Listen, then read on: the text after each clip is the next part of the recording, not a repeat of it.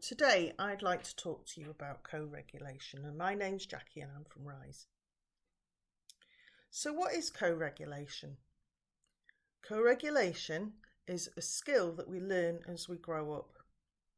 We're not born with self-regulation skills, and we learn those skills from those people around us, and we learn about our emotions from those people around us, and we learn to name those emotions because somebody has told us how we are feeling, and we've learned to recognise those emotions with our sensations in our bodies and so on.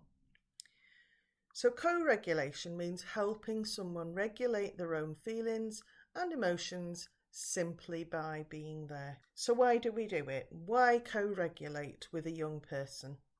We co-regulate because this enables the person being regulated to feel safe. You are going to emotionally connect with that person, you are going to empathise with that person, and that in itself will help them calm down. You will also be able to model the skills and strategies of how to calm down, and you'll be able to do them together. You'll be able to develop a certain amount of emotional literacy with that young person, especially if they can't put a name to their feelings, but you can say, well, I know you're feeling upset, I know you're feeling angry, and so on. And actually doing that is actually really good for connecting with that young person, because they think, oh, right, okay, they really do understand. So how do we do that? So the first thing we do is we notice. We notice that a young person is being a bit dysregulated, a bit emotionally all over the place and so on, a bit upset, whatever it is. And what we need to do is we then need to check on ourselves and our emotions, because we need to be self-regulated to be effective at regulating someone else. So we self-regulate ourselves, and we've got to be the adult, and we've got to be the haven in the storm. So we must always calm our storm first. The next thing you're going to do is you're going to show the young person that you've noticed, and you are then going to respond and not react. So in responding to them, you might be saying, I'm here, okay, and show that you're there. You will then establish eye contact, not stare them in the face, just do gentle eyes, a bit of curiosity, don't stare them out. You might be sitting side by side even. You're then going to communicate to them that you're there and that you can help. You might have asked them what the matter is. What you need to do is acknowledge what they're feeling, acknowledge their frustrations, use words like, I will help you, I will try and understand, and I will listen. Your next stage after acknowledge is listen. So you're really going to listen and tune into them. So you're not judging at all, you're not jumping in with the conversation, you're just listening to them.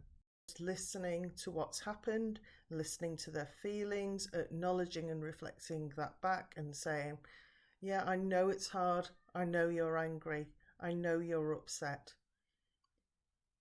That enables you to attune into that young person. So it's almost like a radio tuning in, almost like you're on the same channel. So eye contact, calmness, slow breath, slow speech, maybe a hand on their shoulder if they're a young child, but always ask permission. And it depends how well you know the person as well, the young person. And that allows you to connect.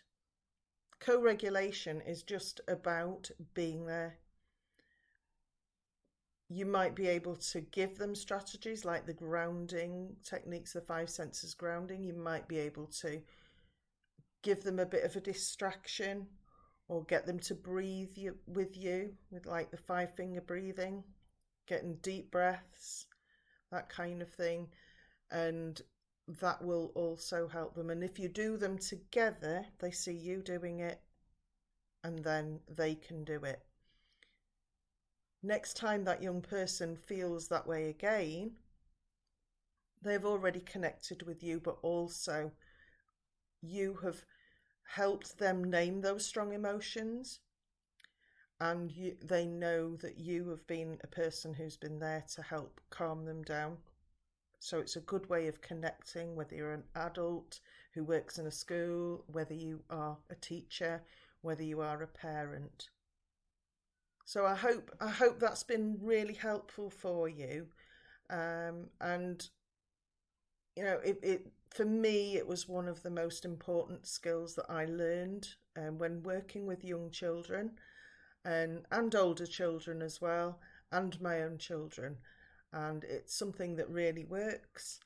And why don't you give it a go? Thank you.